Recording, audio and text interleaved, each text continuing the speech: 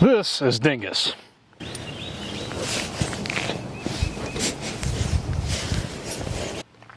Dingus here is not very fond of loud noises, and despite spending like $5,000 on suppressors, he still won't look me in the eye when I take a rifle out of the safe. Honestly, dude, kind of messed up. If only Dingus knew how much money I spend to try and keep things quiet around here, but he's a dog and he has no concept of money or tax stamps. Lucky him.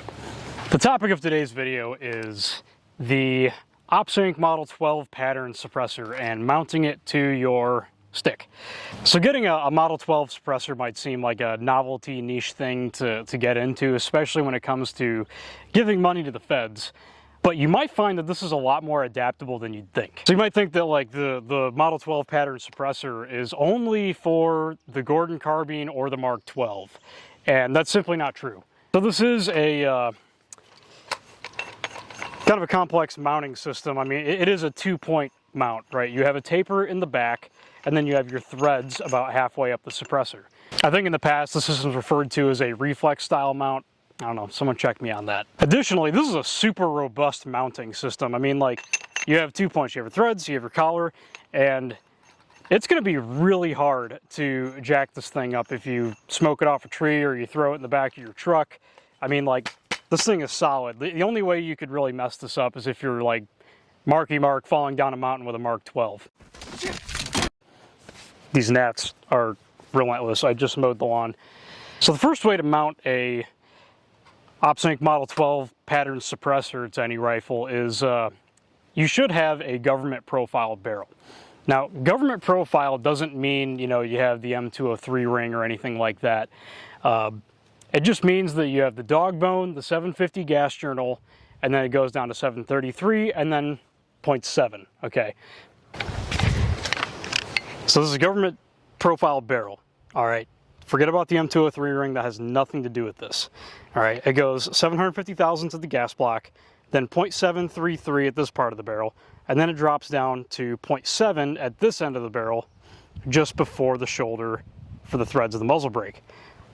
All I'd have to do is unthread this, put a 22 by 1 millimeter right hand thread muzzle device on the end, such as the Smith Vortex or the Allen Engineering muzzle brake that you see on the Mark 12, and then you add a M4 adapter that slides over this and indexes off of this spot right here, where it goes from 0.733 to 0.7. That's exactly what I did here with this kind of Gucci build, as you can see.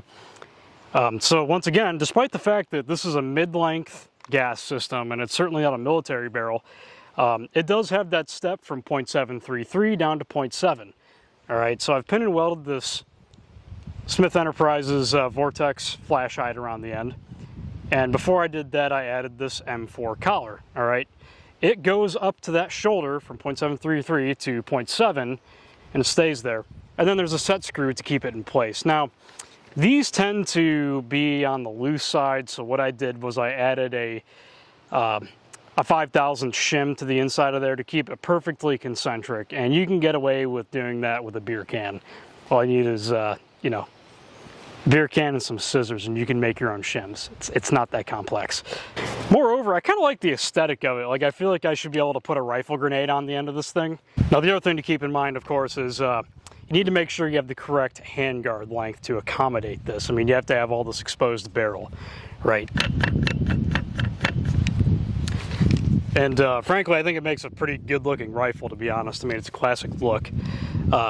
So I have this kind of novelty suppressor, but on a very modern fighting rifle.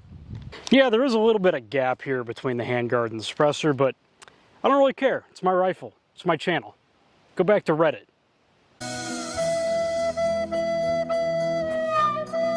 Once again, super durable. I am not going to worry about this thing getting out of alignment at any point.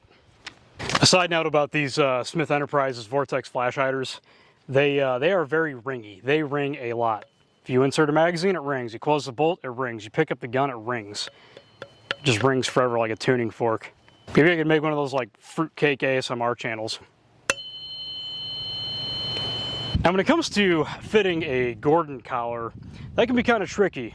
So for instance, this is not a government profile barrel because it doesn't have that little 0.7 step. All that does is it excludes us from using that M4 adapter, but that's okay because I wanted to use the Gordon collar. Now when it comes to you know, everyone's favorite Gordon collar from Otter Creek Labs, they got tired of people saying your product doesn't fit, your product doesn't work, and they made it simple. Now they put together a kit for a little bit more money that allows you to put a bunch of different size collars onto a bunch of different spec barrels, right? Because sometimes it's a little short on the 0.731 side, or it's a little proud on the 0.734 side. So they just included a whole kit where you can adapt it to any barrel and then people stop complaining. The other important thing to note is that it indexes off of the bayonet mount of your front sight. So it's important to have that front sight post if you are going for the Gordon collar. Now there is one other scenario that you think you might be excluded from, but you're wrong. Okay, and that is the case of the pencil barrel. I have this absolutely mint Colt SP1 here.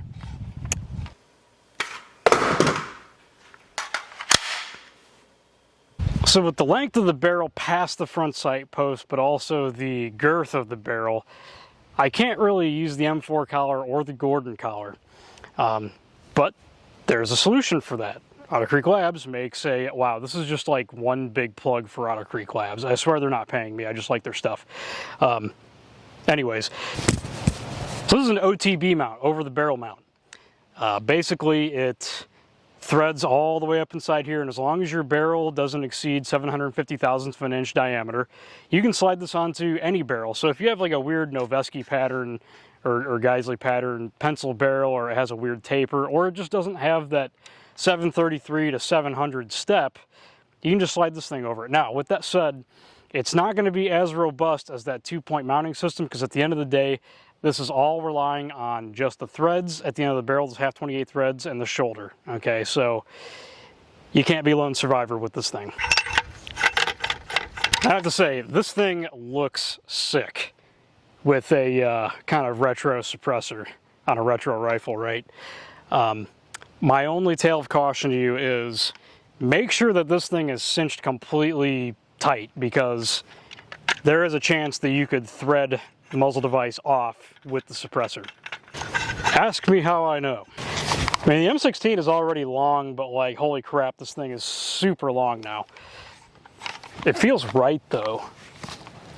So the moral of the story is, if you have like a Mark 12 or a Gordon carbine and you want to get the proper OpSync Model 12 type suppressor for it, you know, like an OCM5 or a AEM5, but you can't justify it because it's like, I have one suppressor for one gun. No. You can justify that suppressor. You can put this on a lot more than you think. The Rothschild sent the gnats to mess with my video. I know it's them. Well, you're only adding, I don't know, like 4 inches to the overall length of your rifle with this, because obviously it sleeves back over the barrel. But anyways, at this point, I'm just justifying my rifle build to strangers on the internet.